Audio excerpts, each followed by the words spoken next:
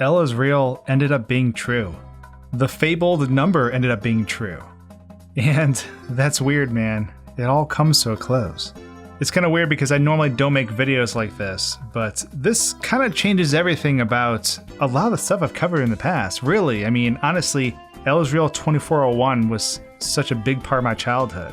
So it's kind of crazy to wake up on July 25th of 2020, 24 years and 1 month after Super Mario 64 was released. Only to wake up and find the most craziest leak ever in regards to Super Mario 64 and a whole lot of other Nintendo games.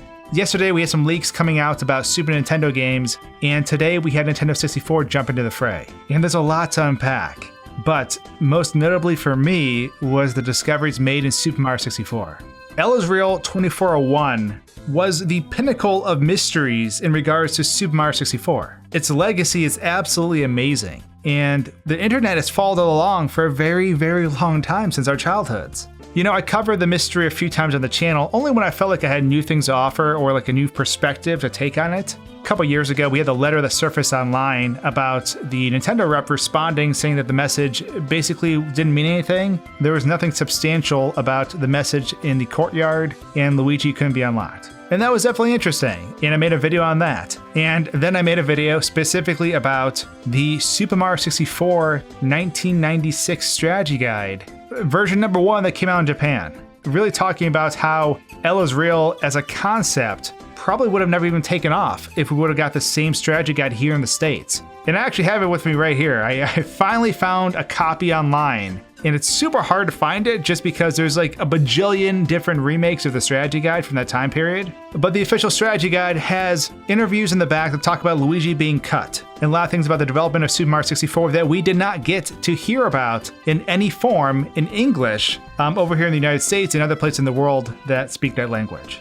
Now, if you want to know more about that, I of course have a video on that. You can find a link above in the card or in the description below. But let's move on. So this leak hits the web, and inside it has, a multitude of different games, but most specifically for this video, Super Mario 64 had tons of beta elements. This is really cool stuff. I mean, we're talking about uncompressed audio, different voice tracks for different characters that didn't make the cut, like Luigi and some others. That's delicious. Oh, mamma mia. A lot of beta stages that we saw screenshots of earlier on. The files are in there and they're currently being ported into Super Mario 64. And of course, Luigi. Luigi was in there. Now, he wasn't exactly in working condition at first, but some people managed to put him together. Now, a lot of this took place over Discord servers, like at the Preservation Project. Among others, they began coming through the files, and that's when they unearthed these pieces of Luigi. Piece by piece, Luigi was found. His hat logo, his mustache, his voice. The pieces and parts were ultimately injected into working builds of Mario 64 to finally get a glimpse at what Luigi actually looked like. And here he is. Through the efforts of many people like GreenDev123, devwizard, and many others, Luigi was pieced together. GreenDev123 managed to port the head first to Mario's body, and then Luigi was restored.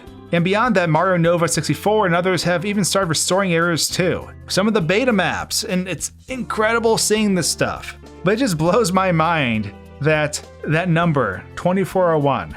Now, obviously someone could have held on to these assets for a long time. I really think someone had access to this, and they decided to wait and stand the test of time to not betray the prophecy that was inscribed onto that statue. They could have had this stuff for years, and they decided to roll out 24 years and 1 month after the game came out. Really tying back to that number. But it's kind of weird though, because this is kind of the close to, I would say, Nintendo's biggest mystery, honestly. Actually having tangible evidence. Finally seeing Luigi for what he was in the game. There's something monumental about that. I don't know, like there's like this weird nostalgic sense from my childhood where it's kind of sad too, because it's like the mystery is coming to a close. It's just really interesting that by this choice to release this stuff on this specific date, that L is real 2401 becomes true. It becomes real for all of us in a way that, you know, we could have only dreamed about before. All good things must come to an end, I suppose, but I'm really looking forward to seeing Luigi's legacy live on in these beta elements and seeing them come to life as people restore them in ways that I guess weren't faithful recreations through mods, but actually using the assets that were in place at the time to rebuild these worlds and so that we can see everything they have to offer. While you're here, let me know your thoughts about the legacy of Ella's Real 2401 in the comments below, and also your thoughts on the leaks and the things that are surfacing. I would love to read them. And with that, thanks for watching, everyone, and until my next video, cheers.